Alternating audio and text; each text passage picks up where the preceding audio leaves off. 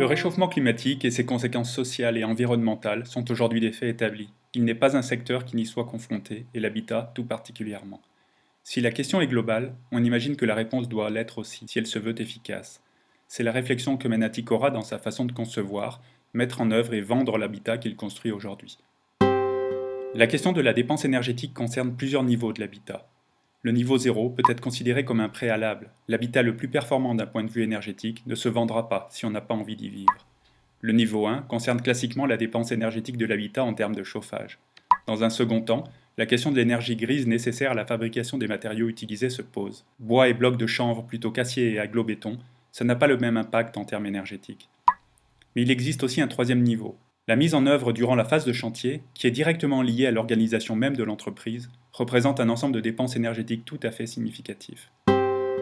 Les solutions techniques adoptées par Atikora mettent l'accent sur des matériaux biosourcés, ayant entre autres particularités celle de stocker de grandes quantités de CO2.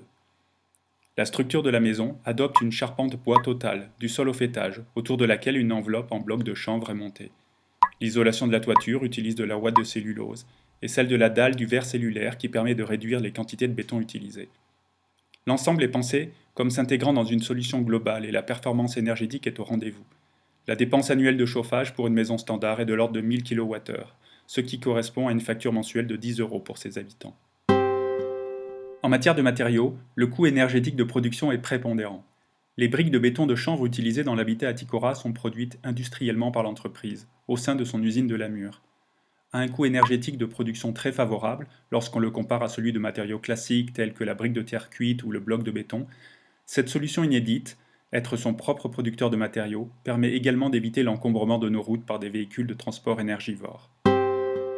Il reste à comprendre l'importance énergétique de la mise en œuvre de ces matériaux, et la première concerne le transport, dont l'importance est primordiale. Dans le domaine de la construction, on peut être un vrai pro sans promener à longueur de route un gros camion rouge. Sur un chantier de 2000 heures, 5% du temps concerne le transport, qui à lui seul consomme autant que les 95% restants passés sur le chantier.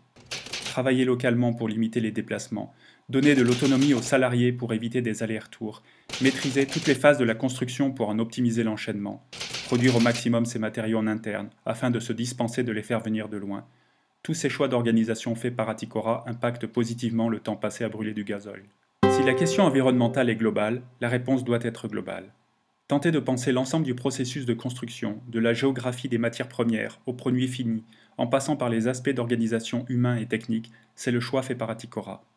Ce choix produit aujourd'hui des résultats, il peut bien sûr être amélioré demain. On y pense tous les jours.